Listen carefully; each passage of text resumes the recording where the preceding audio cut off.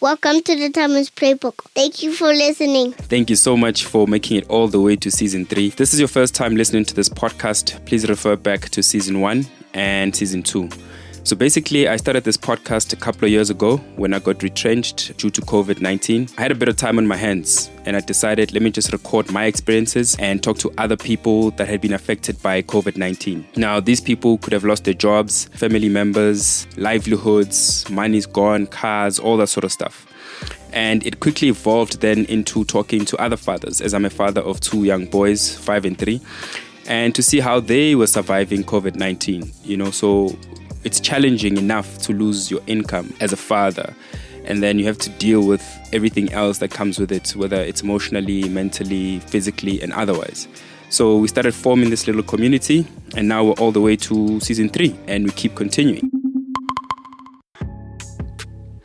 Welcome to this week's episode of the Thomas Playbook. On this episode, it's Lebo Mashiloane.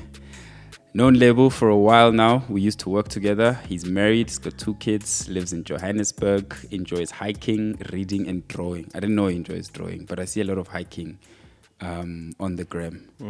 Yeah, Lebza, how you doing, brother? I'm good, sir. Yeah. Good to see you again. Looking forward to, breaking bread. Yeah.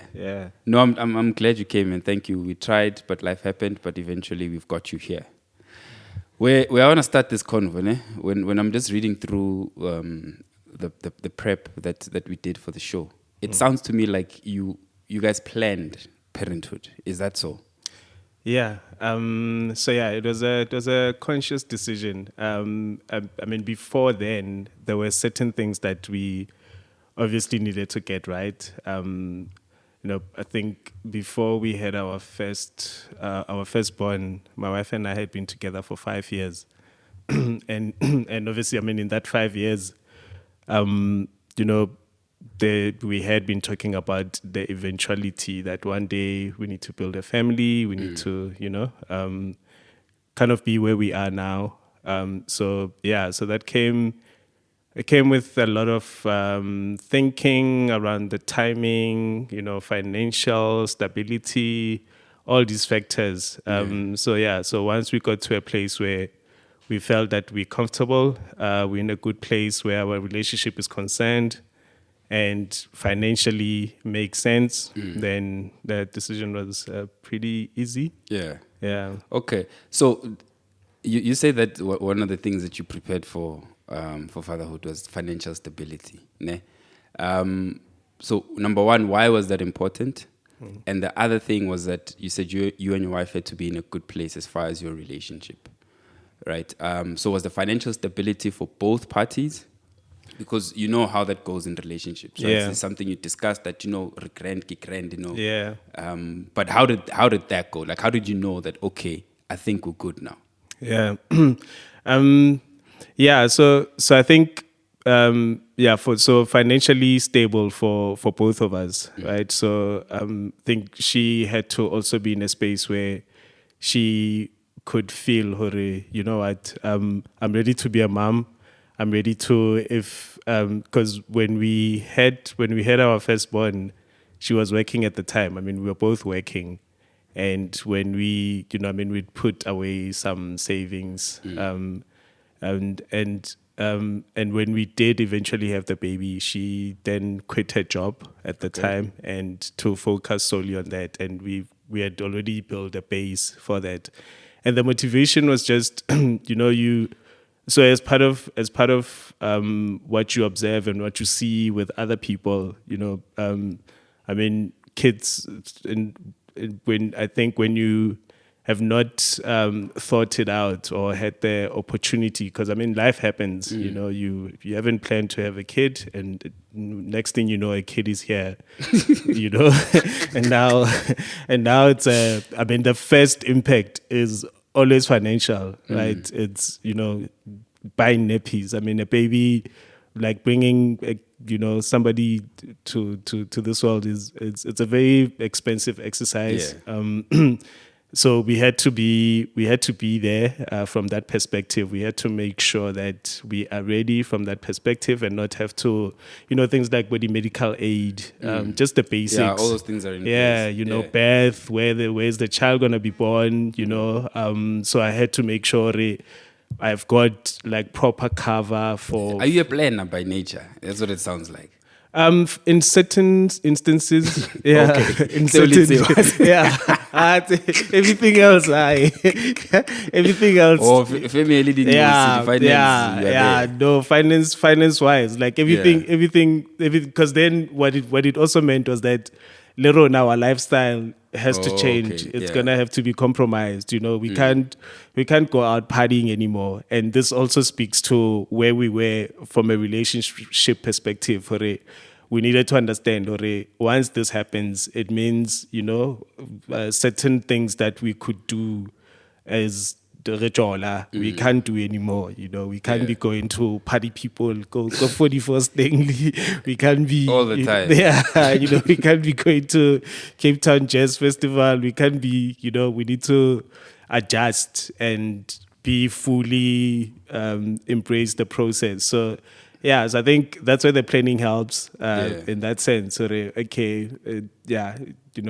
transiting, if there's an emergency, we can quickly take the child to the doctor. And you take that for granted. And you take those things for granted, if there's a need for her to get, or for my wife to get assistance, whether it be from family or we get somebody in as a helper, those things. So I mean, I guess also being fortunate to you earn an income and you can make those things possible. So so it made sense in that regard. Okay. All right. So when I'm going to stay 6 and 12. Yeah. Just quickly tell me how different they are, like the personalities. Sure. So it's we just recently I was saying to my wife, it's so weird. Sometimes when I observe them, it feels like they are somebody. They are their own individuals. Like it's almost as if you are no longer in charge of what they think, how they see the world, what like their day to day processes and how they engage with life. But I mean, ultimately, you still are. But yeah, just so my daughter is 12. She's very observant. I think she's also at the stage where she's kind of getting into her own. She's becoming her own person. I mean, our relationship, and even just observing how the relationship has developed from when she was a baby to where she is now. I mean, before I could tickle her or interact with her as a baby, like as you my baby girl. Whereas Honaje, she's there are boundaries. She's starting to develop boundaries for herself. So and how do you feel about that? Do you feel like you're losing your daughter a bit? Yeah, it's like the world is taking. Yeah, it's like ish. Yeah, I mean, in the past when I would do something, she would react a certain way. Whereas now, if I think I'm being funny, she'll just give me a look and like, okay, that wasn't funny. Yeah, what I mean. Whereas I mean, my son is the funniest little boy I know. Like he's happy-go-lucky. He's the life of the party, and he knows who is the center of attention when it comes to the family dynamic because he's the youngest and he gets away with a lot. As they do. Yeah, as they do, But yeah, I mean, from what I'm seeing, I mean, they are very similar and, you can see the mom's traits in them. You can see my traits in them. Very reserved. They, I mean, so there are commonalities with when, if we are in a crowded setting, for example, they'll take time to kind of assess the settings, the surroundings, but when they start engaging, they get fully engaged, know. So there's those kind of similarities with the shyness, with the, not. So both, because I don't know your wife that well, but your personality is a lot. You want when I'll jump you go to Tafuleng and be like the center of attention. No. So is the whole family like that? Yeah. So we all very Even the small similar. one. I don't know. Oh, you want Nyankari. So yeah, nah, he's the one He's that, going towards that yeah, direction. he's the one that's kind of breaking away from the mold. Like he's the one that, but Leana, it was a process. Like Leana, it's only now when I think he's discovering that he's funny. Yeah. He's a performer. Oh, so okay, now, that one. yeah. So now he sees what effect that has on people. Like, I mean, when the grandparents are around or families are around, he's just always making everybody laugh, like whether like working funny or doing funny dances or, speaking in a funny way. Yeah. So He's that so he's that guy. Comedian. Comedian, Yeah. ne? And then once they start realizing it, then that's when either Yeah, West it's gone. or was like so yeah, man. Yeah. Yeah. I mean, yesterday we were like going through a drive-through, go Chicken Licken, and I say, like, as I open the window to collect the food, I'm like, I wish I could get jalapeno sauce. And then he shouts it out to the cashier, hey, can we get jalapeno sauce? I'm like, dude, I don't even have money for this thing. Like, And so, they like to order these people. yeah. As if No, it's like for them it's limitless budget. Yeah. And I guess that's why we're there. yeah, no, that's exactly why we're there. And then in terms of your daughter, I mean, she's coming of age now. What are you most excited about as a father, and what are you most concerned about? What I'm most excited about is seeing the kind of person she's becoming. Like she's growing up in an age of like a lot of information, a lot of peer pressure, and a lot of, just recently she had her birthday party, and I got to fully be exposed to her and the group of friends that are core to her life right now. Yeah. Scheme. And yeah, Scheme Sahai, sure. And so seeing that kind of put me at ease with, the kind of friends that she's chosen to surround herself with. Okay. So that gets me excited. The kind of stuff that she likes, that she, invests her time in. And I mean, from an academic perspective, she's also like a high achiever, know. So I know even Lerona as her parents, we can't rest on our laurels, Yeah. We constantly have to think about how else do we put her in situations that will continue to stimulate her and her growth and, all of that jazz. So that excites me.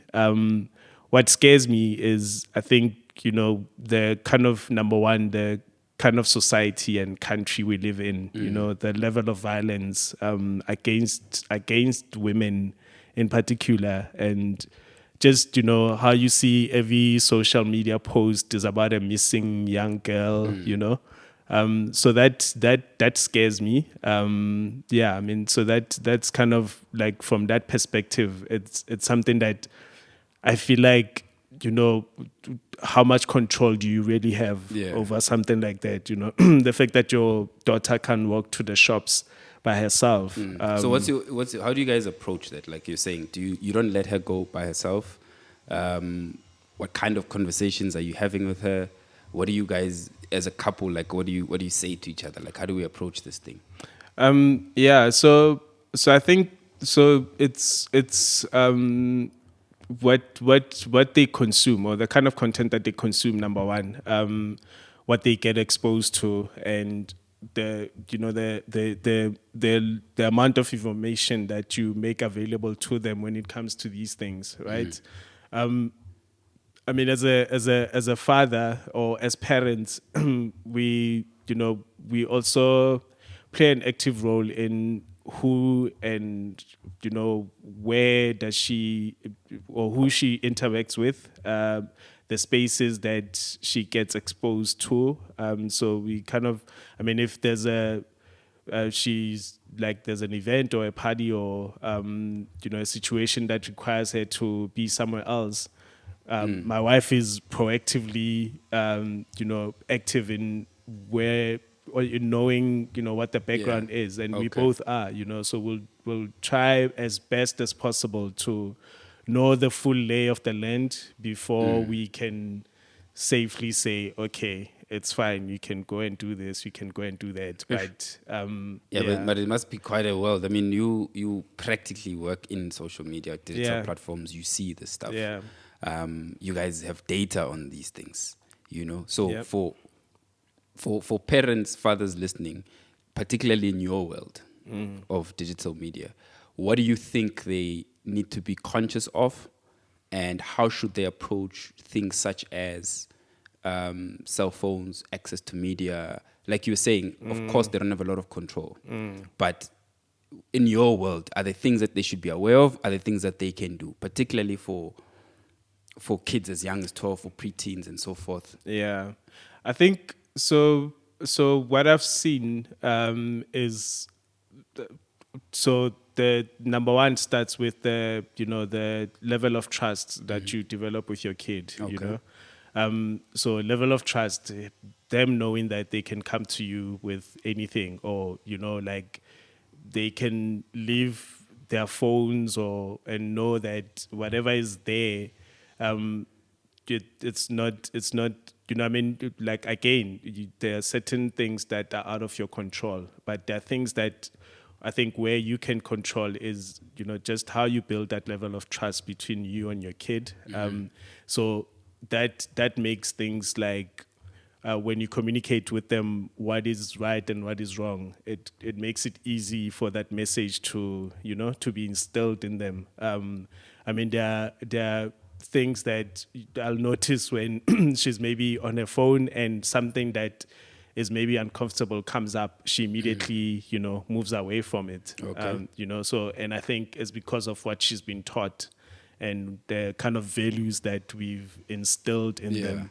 So she's able to, obviously, like you're saying, as she grows, the hope is that you've given enough Yeah, for them to be able tools, to yeah. make the right decisions Yes. according to the value systems that you guys instilled. Yeah. So you, because that's kind of what you can control as a Yeah. parent, And right? that's it. Yeah, and that's it. I mean, everything else that's out there, there's something new every day, Yeah. and you can't utohlanya, you Hey, can't be fit. monitoring. But do you monitor though their phones, cell phones? Yeah, so now and screen again, time? yeah, so now and again, I mean, so that we actively monitor. Yeah. Ona six I.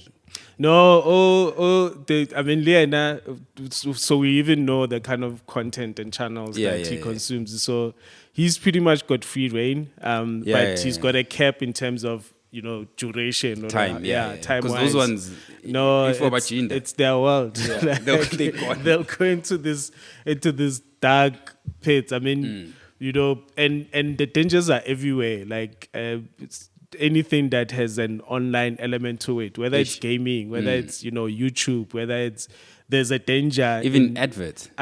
in Like everything. YouTube, my biggest thing is just ads.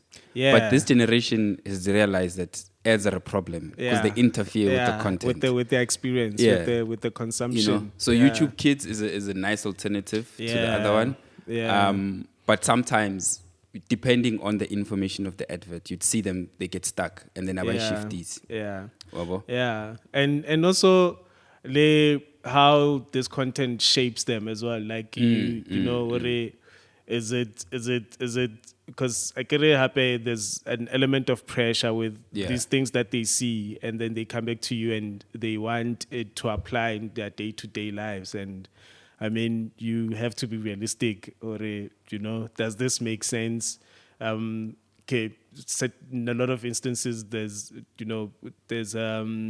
one channel that he likes watching, and it's about like this family, just how they move from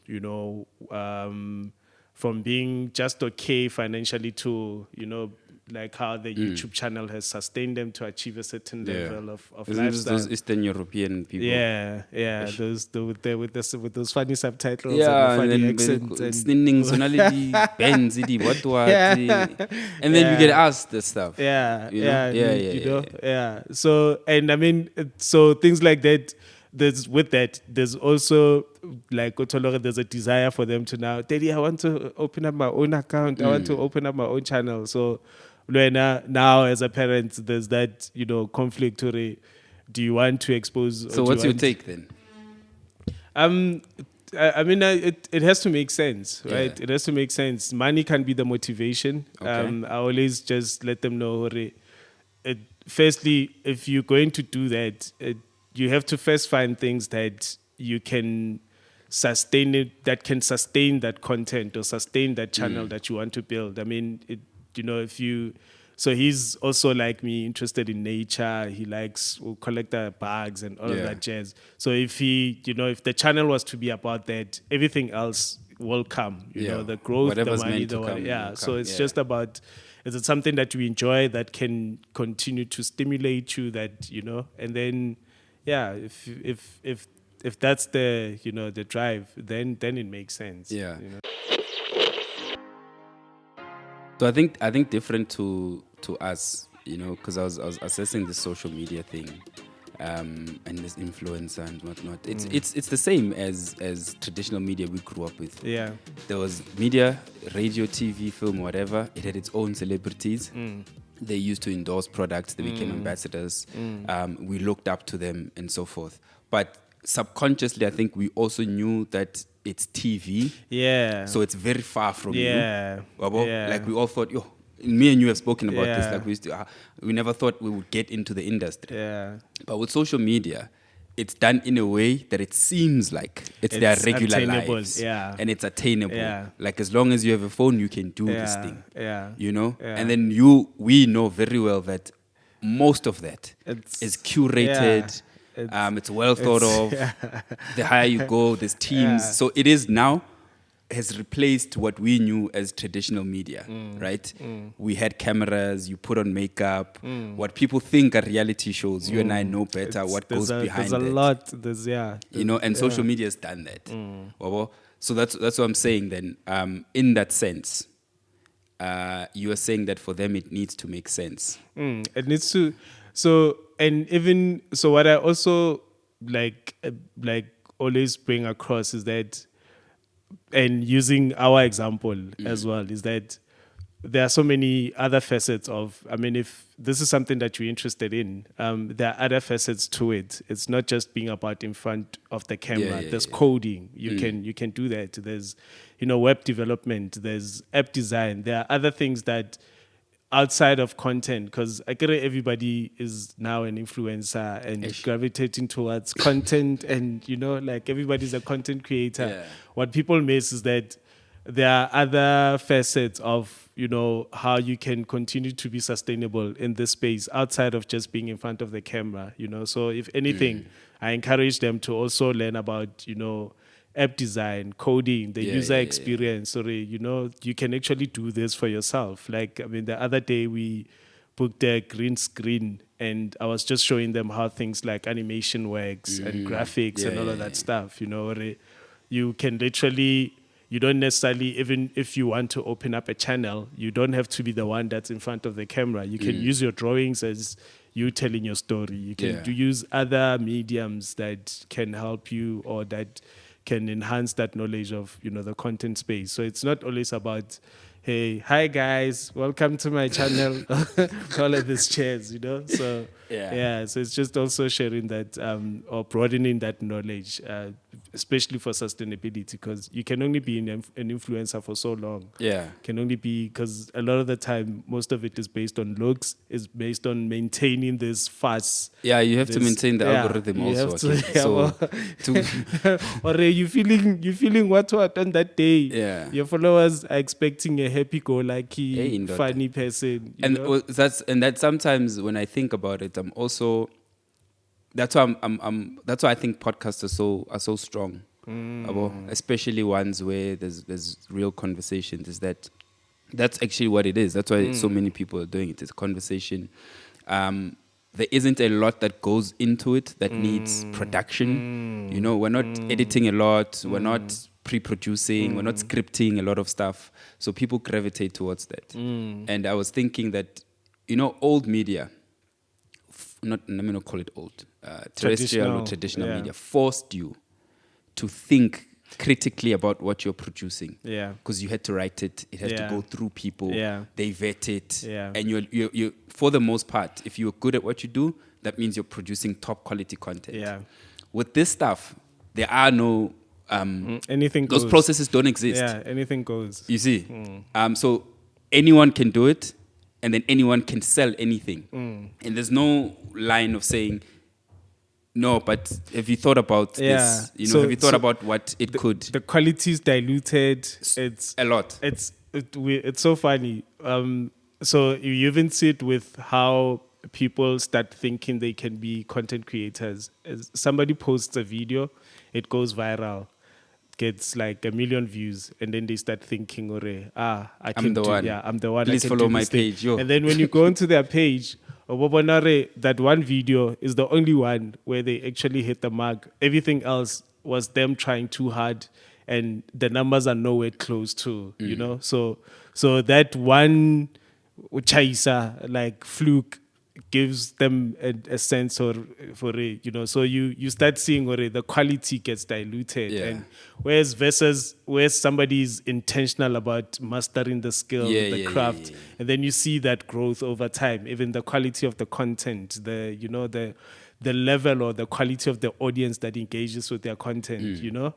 So there are all these small nuances, and I guess now we are like, in a sense, we come from that school where you knew you can't just submit a subpar piece of work. Whereas on Aje, I mean, it's good you've got instant feedback. You know, if you putting something up, you'll see if people don't engage, then it means it's not resonating, you know.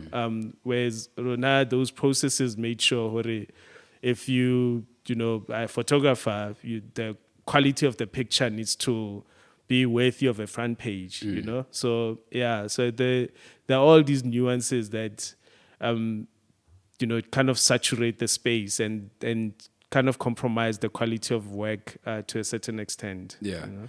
And then talking about that, you mentioned earlier that you want to put them in places or expose them to things that can open them up to different worlds. So what other things do you consciously do? They need to do this so they can experience this.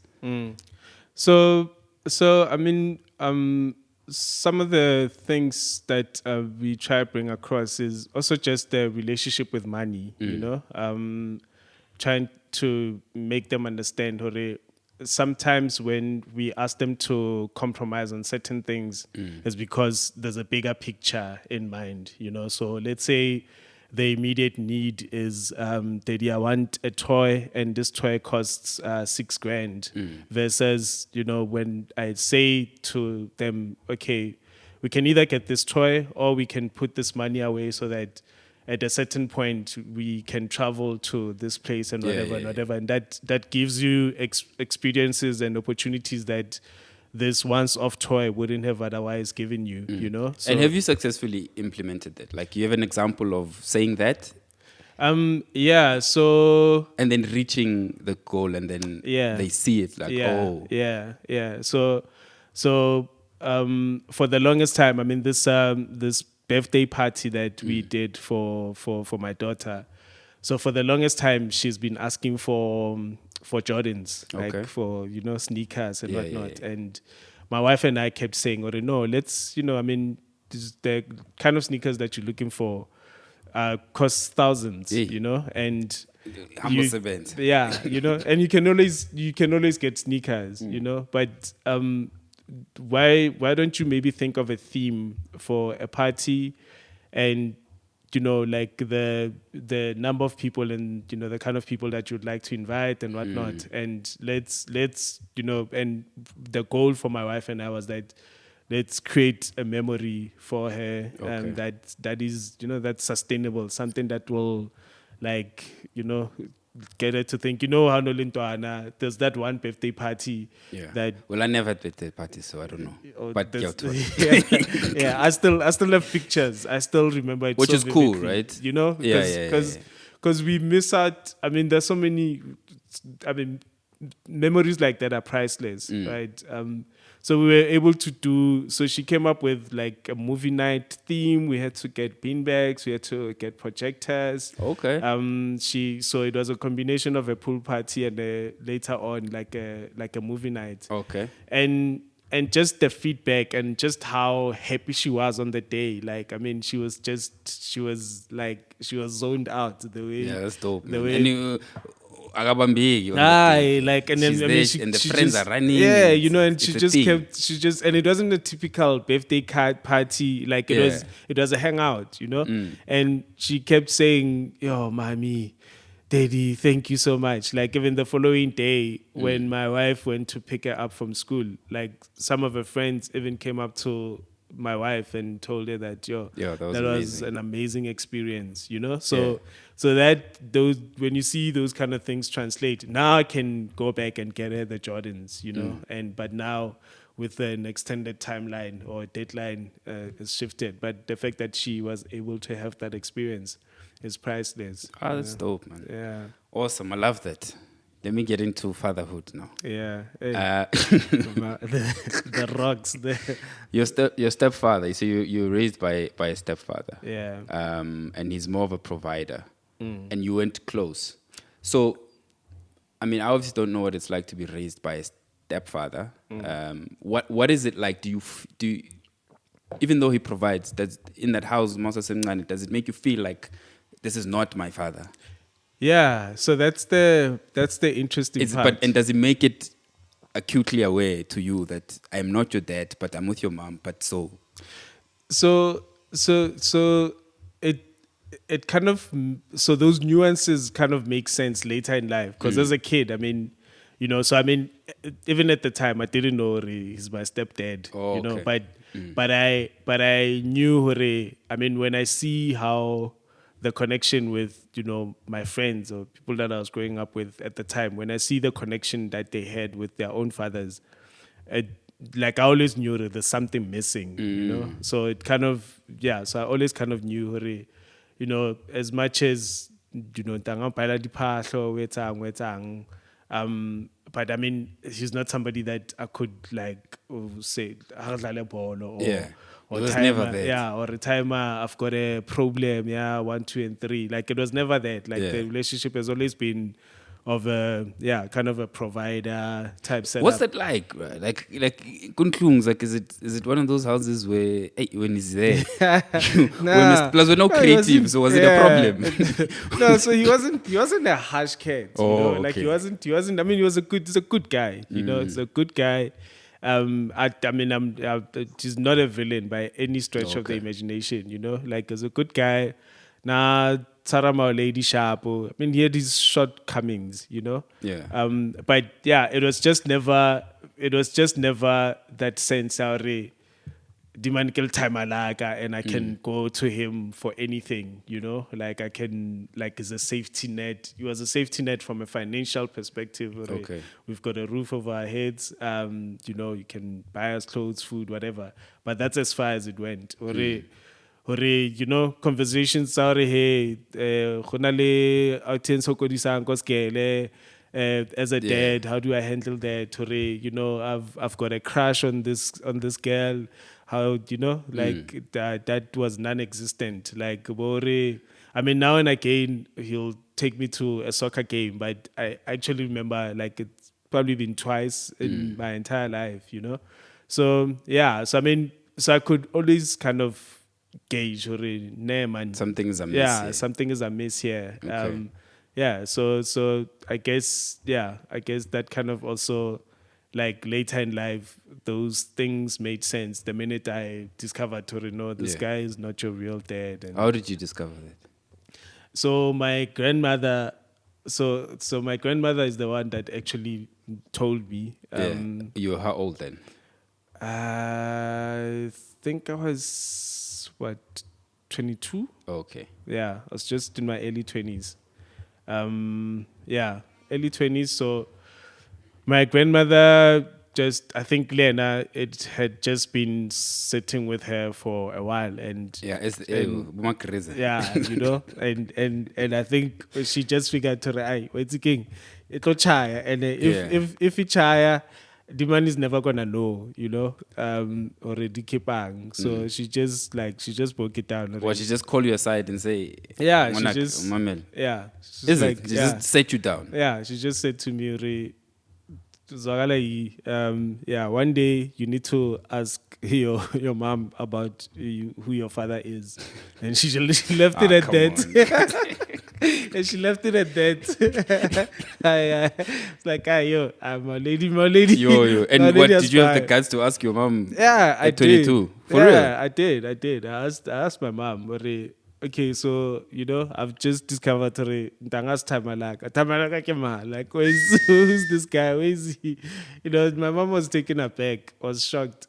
So I think what was interesting, I think co generations at the time, there was a similar storyline. So my mom was like, ask TV, That's how they always answer. Yeah. And I mean, I guess in hindsight, Lena, I mean, because she probably didn't have the answers, or it was just like a defensive response. But yeah, eventually, she started opening up, but not immediately. So that process also took quite a number of years. Okay, your father is 1, 2, and 3, Yeah. and we separated. I think soon after I was born, and then Tanga came into the picture, and it was a very confusing phase of my life. But And then in your 30s, so years later, yeah, your biological father, did she now tell you? Or she even got me his numbers. okay, So, so she spoke to him prior. okay. So when I got married, she reached out to him. You're funega now. Yeah, Funega, your son Yeah. is getting married, whatever. And then sharp. I don't think Ndanga reacted or responded. And then she gave me his number, and then I called him. And then I think he was so shocked, like he just laughed. He laughed for a very long time when I called him and told What him did who you I am. say? No, so I'm like, okay, hey, Bramamang, Kidnas Mangmang. kidnas mamang wa mrugwe, and Snigga is just like he's paid. So Yeah. he was just like, sure.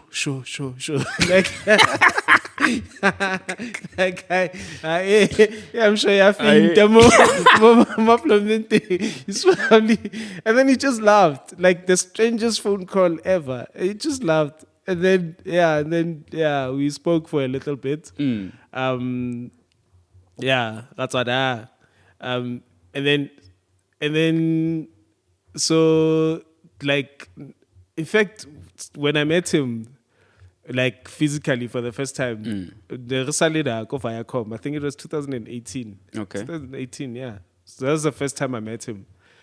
So so I meet up with him, like I save the number, I call him, and he says no, when he's in Joburg, we'll link up. Met up at a parking lot, like, okay, I'm so and so.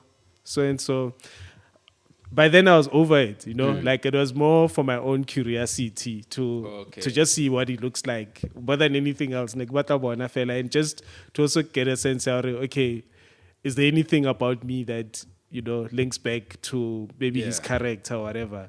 And by There was then nothing. there was nothing, and I just like figured, okay, I mean, I've ticked that box. I at least know what it looks like. He told me I've got two half brothers and a sister. I must reach out to them. He started telling me about the Bajitabam Sokodis. I'm like, you know What are you supposed to do with that info? This has got nothing to do with me. And So you met him once? Yeah. That's it? Yeah, that's it. Sure. Yeah. And you're saying that whole experience then sort of like, well, not just him, but your stepfather, the whole thing, is shaping the kind of dad that you are. Yeah. Because you're like, nah, I don't want that kind. Nah, that's yeah. Like I mean, yeah. Like as much as I'm a provider, I need to be present. You know, like and presence is like probably the one biggest important thing, right? Like presence is you being present when daddy look, you know, like yeah. And are you winning on that? Because you said that's your biggest challenge. Yeah, Is so balance. yeah, so that is a challenge. Like it's so I get in as much as because you're trying to provide a life for them that you know that makes sense. So the demands of that are hectic, you know. So it's constantly being intentional about it. Yeah. Okay, can I let deadline you know 9 a.m. tomorrow? What and you know do I have like 30 minutes? So what I've also realized is that you know we kind of tend to be too hard on ourselves, and sometimes it doesn't necessarily mean you spending the entire day with you know with your kid and to kind of because now you're doing it out of guilt or out of There's that guilt thing you that know am I doing enough? yeah, Is this am I enough doing time? enough? Yeah, Whatever, yeah. whatever. So sometimes I find it's also in how you bring the two worlds together. So, you know, making them aware. And the nice thing is that seeing that we work with visual mediums, you can say to them, no, I'm working on this show Oh, that they can you are see it. seeing, Yeah, yeah, yeah. 1, 2, and 3, and I can show them the proposal or the strategy or the deck that I'm working on so that it links to and then also indulge them with okay, what Yeah. ideas do you have? And you know, so it's also how do you know make sure they understand that phase of you know your life and what you're doing and how it links back to them. Yeah. And where you spend your day. Where you Like, spend know, your what do you day. do? Yeah, you know. I tried to once explain my stay at Paramount. I think something I said one day like SpongeBob was on. It's like, oh, we used to work with SpongeBob or something along those lines. Now they want to see SpongeBob. You work with SpongeBob. So it's like, Can I meet him? Man, that's a complication. But it's good. I think also for the 12-year-old, at least Yeah. they are at that age now where they can really, see, this is Yeah. what you're doing. This is how dad spends his day. And I think also the fortunate part of COVID and being remote is they see you work also. Yes. Right? They Yes, see you, yes, meetings, laptop. Yes. It's time for work now. Unlike before where they wake up, you're you gone. You And then you want to tell them you work and they're like, what does that even mean? By the time you come back, they're ready to go to bed. Like weekends, you work. Like so, yeah. So I mean, it's not an easy one, but it's kind of making them understand what it means, how it filters down to, you know, their needs. It's a source of income. It's something that will enable us. Do you tell them that? Yeah. Yeah. So that's what I'm saying. So as part of that what I mentioned earlier with the relationship with money, it's also that also comes into play. You know, the reason why I need to spend time on this is because I want to maybe get a promotion or this is a like a side gig or a campaign that I'm doing on the side with opportunities to bring in extra income. So can you guys just like leave me alone for today? Yeah, for today. Let me get this done so that when the money comes in, we can go and do something that I can't wait to have those conversations. My kids are not there yet. Yeah, the oldest is 5. It's turning 6 now, okay. December. Sort of hears it. Yeah, but no, it's not ready yet. It's not ready. Yeah. So I want to get to a point. I'm like, hey, boy, I'm working on this thing. Because also you want to share your life with your kid, right? Yes. And we all, I mean, most people that don't have kids don't know that you want your kids to look up to you and to think you're doing something cool with your life. Whatever that thing is, right? Because when your kids, when they co-sign you, we all feel you're great. Cool, yeah. You're a cool dad. When your kids ignore you and they're like, huh? Doesn't make sense. You're like, you. They don't even know. Even when like somebody asks them, what does your dad do? your kid doesn't even know. Exactly, Yeah. you know, and I just see like when they say my dad, like I feel Yeah. amazing. So when I get to a point where I'm like, you know, I Yeah. actually do some cool stuff. Yeah. I've done some dope shit Yeah. in my life, Yeah. and they see it. I don't know how they're gonna Yeah. react, but I just want them to know that. Yeah, it's no, Yeah. it will happen. It's the best feeling ever. Yeah. Like everything makes sense. You know, everything just makes sense when you. I mean, like, and it's like I'm saying, now we're fortunate, we work with, you know, visual mediums. Yeah, yeah, it's clear, it's there. clear, it's there. Yeah. That's, you know, I remember like Bo Big Brother, you know, even prior to the show coming on air, like my daughter was already like, when I spend hours and hours like watching the show, trying to understand the characters and whatnot, it would make sense. Yo, did I remember you guys were busy doing 1, 2, and 3, and so the same fascination with how you know, you've been working on something in the background for so long, and now you're seeing it in real time, and that fascination layer now kind of goes through the same fascination. Yeah. You know, Mr. Riena, you know, he gets it, but the patience, Yeah, it's not there. it's not there. Yeah, Okay, yeah. so Let's get to my thing. yeah, so are you gonna buy me a toy? Like, yeah. When I'm trying to explain to the month end that you've in this factory of life that we do. So he understands month end now, but 1 minute later, is it month end yet? I'm like, dude, how many days?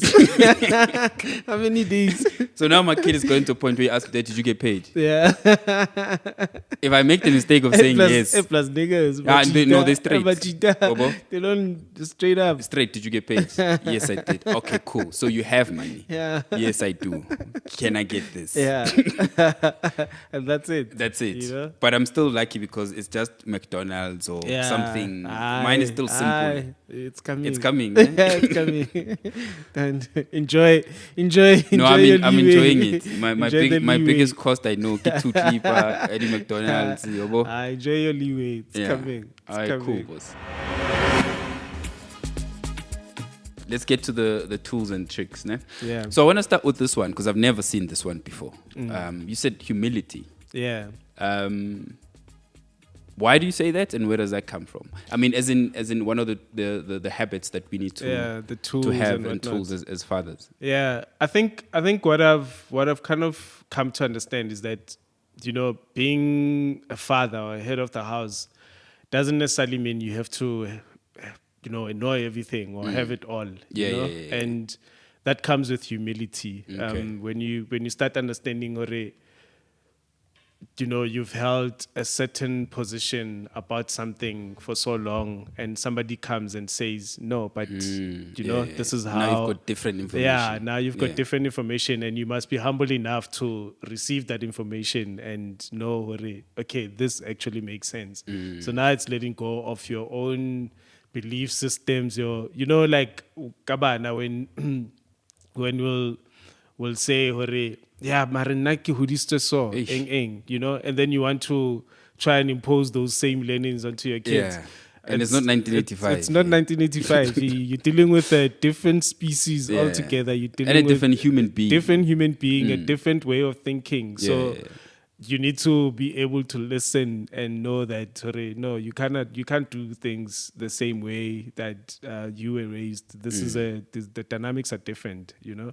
So it's also like just knowing when you're wrong and like accepting that you're wrong. Yeah. And was that hard to come by, or did you practice it from day one? Yeah. So my wife always says, I'm very stubborn, and I am, you know. So it's not an easy. It's easy now because I've seen the impact, or you know, I've seen how me opening up to certain things that never, because so the contrast with my wife is that, so she comes from a very wholesome family, you know, so like the definition of when I see her father, that's like like a proper family. So, and then now, like a lot of things I've had to figure out myself. Yeah. So in so doing, I developed my own set Things of in your head. beliefs Yeah, and yeah, yeah. values and whatever. And in some instances, these that can make you hard.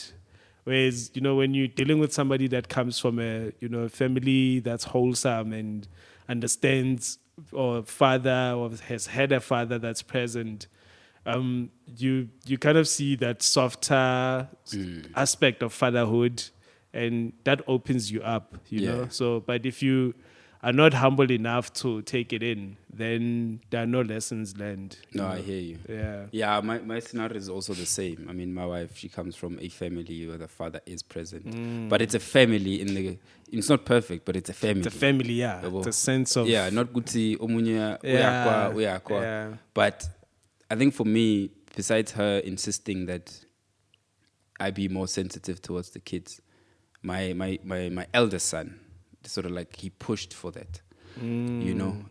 Because you realize that they pick up everything that you do. They pick up my energy.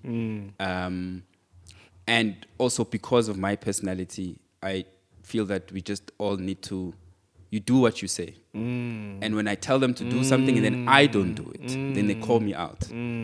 But if I react in a way to be like, hey, it's got I'm being a hypocrite.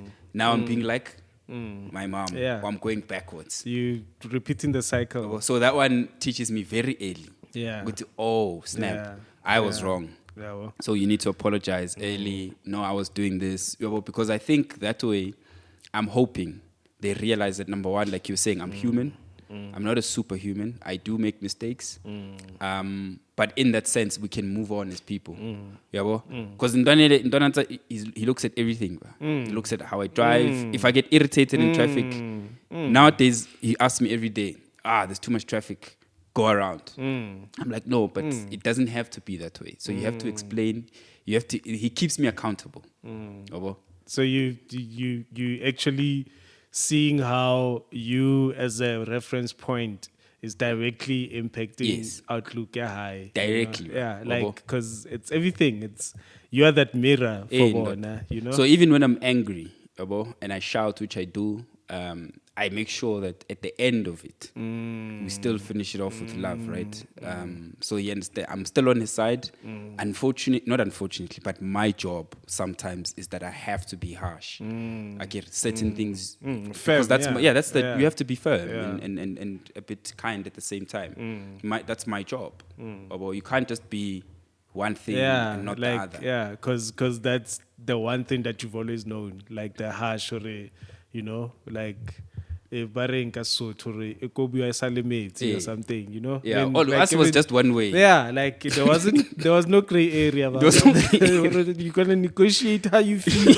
No, we're gonna talk about There's no this time thing. for that. No, there's no, no there's time no for talking. that. So Yeah. so that's you realizing that about yourself takes humility. Yeah. Oh, no, I 'cause- hear you. Okay, cool. So you said the other one is family first, but that's a given because Yeah, you've touched on yeah, it throughout this yeah, episode. yeah. But optimism, you said optimism. Yeah.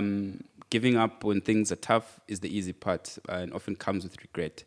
Now, how are you translating that to the kids in the family? So I mean, we go through ups and downs. I like, like for example, I mean, from like financial challenges as an example.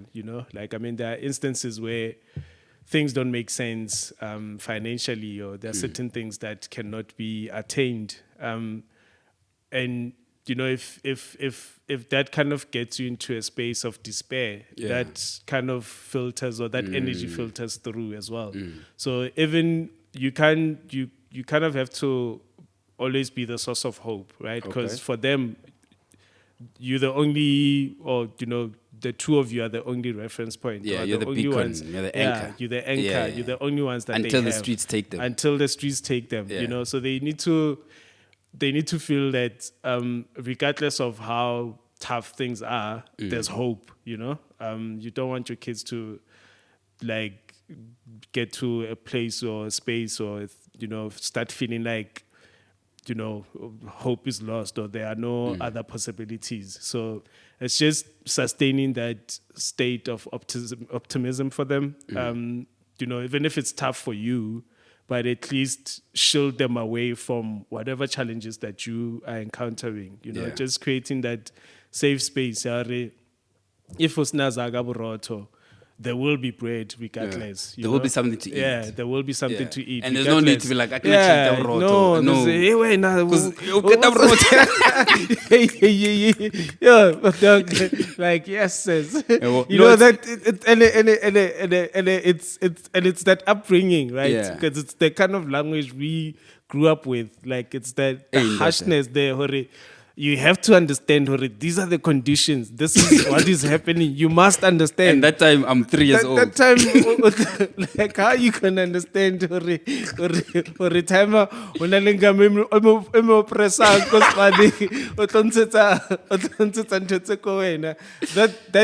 so just shielding them away from those things and just constantly being that anchor, that source of hope.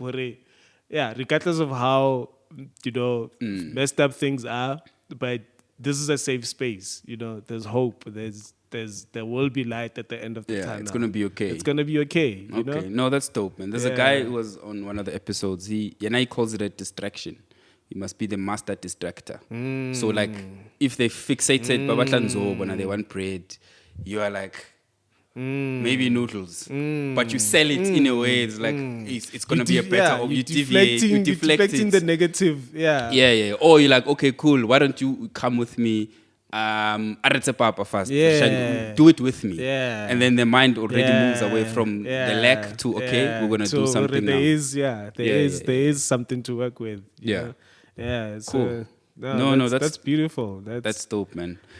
We're at the end, boss. Sure. It always feels like it's gone fast. It's just. That's why I save you guys for when you come back, because you have to come back. You know? Yeah. But there's one thing that you mentioned in terms of what you've envisioned for your life, and you say that you're not completely there. What is your from here on? Like, what's your vision, your dream for your family? For my family, no? So, number one, I mean, I'd like to. So my kids, and I guess kids in general, are sponges, and I'd like for them to be exposed to as many spaces that can stimulate them as possible. And these things are costly, right? Yeah. I mean, there's a center for this, there's a club for that, there's a, and everything payment. And everything payment. There's holiday camps. There's holiday camps, there's and everything it's costly. But having said that, I mean, I've seen, and again, like just as an example, we enrolled our daughter into, so Skele Sabona work with these leadership programs on and off, and she did her first one this year, and just seeing how that has solidified her, her self-esteem, the way she handled herself, so I'd love to expose them to a lot more of those kind of things, like sports, extramural activities, things that ordinarily a young black kid wouldn't be exposed to because of financial limitations, and also just fostering the spirit of giving in them as well. I mean, my daughter is like every winter she's always just on our case about we need to just give of ourselves and help people that are not in the same position that we're in. So just also seeing that they're passionate about certain things. My young boy loves music, like he's into music. So I want to just, in as much as possible, be able to provide for them in that regard, or they can fully explore these things that they want to. While I'm also for you also, because we don't want that situation, King. being angry because Yeah, everything. for For Nina, I mean, I'm next. Yeah. You know? No. So the balance is. yeah. That's why I said family. That's why I phrased it that way. Yeah, It's for the family. Yeah. But there's also things for fathers that you're saying. You have your visions. You have your Yeah. hustles. Yeah. There's things that you want to build. Yeah. You know. Yeah. So I mean, so one of my biggest dreams is to ultimately at some point live overseas for a couple of years, and I mean that comes with getting the right papers from an educational perspective. So I'm doing that for myself. I'm bettering myself education wise. Okay. The process of upgrading my qualifications right now. My wife is doing the same. So I mean, and continue being a loving husband, because that's also filters through, right? So that's kind of the basis of the family. So getting that right, not always easy, but it's an aspiration. Yeah. Right? Yeah. So just I want to travel the world with my kids, man. Like I want them to be exposed to a lot of cultures, and ultimately, leave them to their own devices, knowing that I've done my job, and I can confidently say this is where I leave it. You guys can now take over. Awesome. Brother, thank you so much, man. That was awesome. Appreciate your time. Sure. Thank you very much for coming through. No, that was beautiful. Yeah. Not as hard as I thought, because No, it shouldn't be. Because you're talking about your kids, man. It's not hard. No, that was beautiful. Yeah, I think, and as I'm saying certain things, it's also starting to, sometimes we can't articulate our lives until we are given an opportunity to. And because you never spoke about it. Not really. You know, so it kind of also helps you put things into perspective. So thanks for the invitation. This is an amazing platform. So continue. Thank you, boss. All right.